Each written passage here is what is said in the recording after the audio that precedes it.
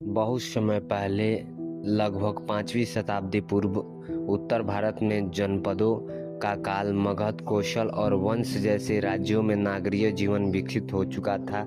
व्यापारिक वर्ग समृद्ध हो रहा था और वैदिक कर्मकांडों के साथ साथ नए दार्शनिक मत भी उभर रहे थे। उसी समय गौतम बुद्ध अपने संघ के साथ विभिन्न नगरों और ग्रामों में भ्रमण कर रहे थे। वे राजाओं, श्रेष्ठों, गृहस्थों और साधारण जनों को सभी को उपदेश देते थे। उनका प्रमुख प्रतिपाद विषय था दुख, उससे कारण और उससे मुक्ति का मार्ग।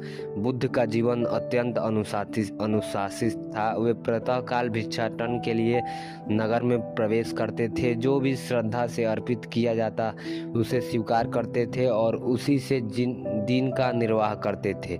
उनके लिए दाता का सामाजिक स्तर महत्वपूर्ण नहीं था। वृद्ध महिला का जीवन। उसी काल में श्रीवास्ती के समीप एक बस्ती में एक वृद्ध महिला रहती थी। उसका कोई परिवार शेष नहीं था। पति और पुत्र का देहांत वर्षों पूर्व हो चुका था।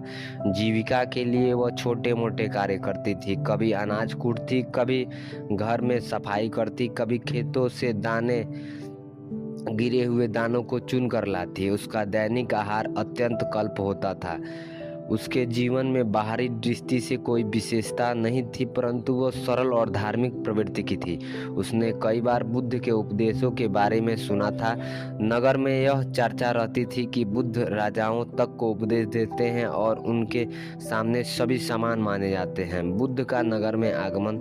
एक दिन समाचार मिला कि बुद्ध अपने संघ सहित नगर में पधार रहे हैं और निकट के बिहार में ठहरेंगे। नगर के धनी लोग में उत्साह फैल गई। कई श्रेष्ठियों ने भव्य भिक्षादान की व्यवस्था की। सुगंधित भोजन, उत्तम वस्त्र, औषधि और स्वर्णित पात्रों की तैयारी की गई। वृद्ध महिला ने यह भी समाचार सुनी। उसके मन में यह विचार उत्पन्न हुआ कि यदि वह कुछ भी अर्पित करे तो उसका जीवन सार्थक हो सकता है, परंतु उसके पास धन नहीं था।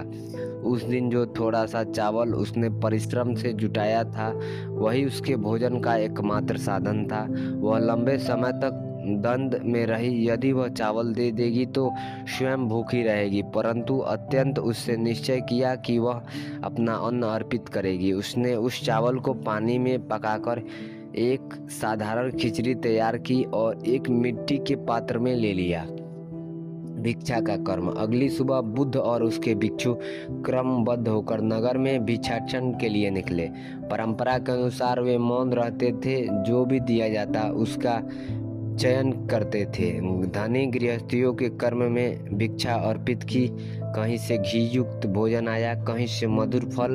अंत में वह वृद्ध महिला जो भीड़ के पीछे खड़ी थी, उसके वस्त्र पुराने थे और हाथ कांप रहे थे, पर उसकी बारी आई तो उसने विनम्रता पूर्वक मिट्टी का पात्र आगे बढ़ाया। बुद्ध ने शांत भाव से पात्र ग्रहण किया। उन्होंने उसी सम्मान से उसे स्वीकार किया जैसे वे किसी राजा के महल का अन्न स्वीकार करते थे। यहाँ उपस्थित कुछ लोगों ने यह दृश्य देखा और आश्चर्य प्रकट किया कि इतना साधारण भोजन भी संघ के पात्र में रखा गया।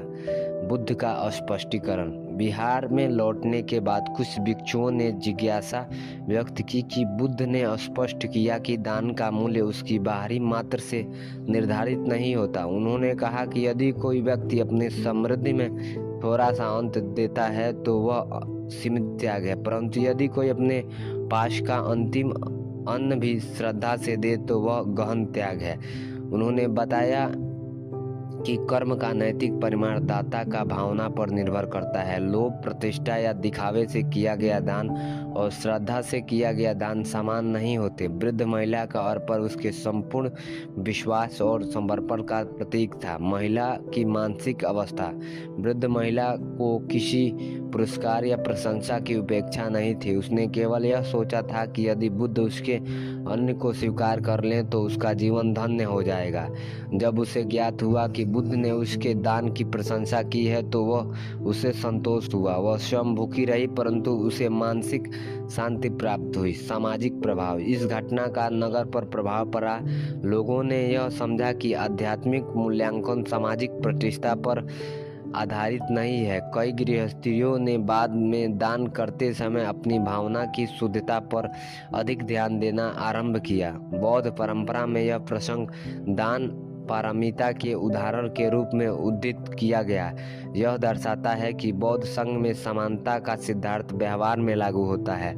बुद्ध के लिए ना तो दाता का कुल महत्वपूर्ण था, न धन। ऐतिहासिक और दार्शनिक महत्व। इस कथा से 3 प्रमुख सिद्धांत स्पष्ट होते हैं। समता का व्यवहारिक अनुप्रयोग। बुद्ध ने सामाजिक भेदभाव को व्यवहार में अस्वीकार किया।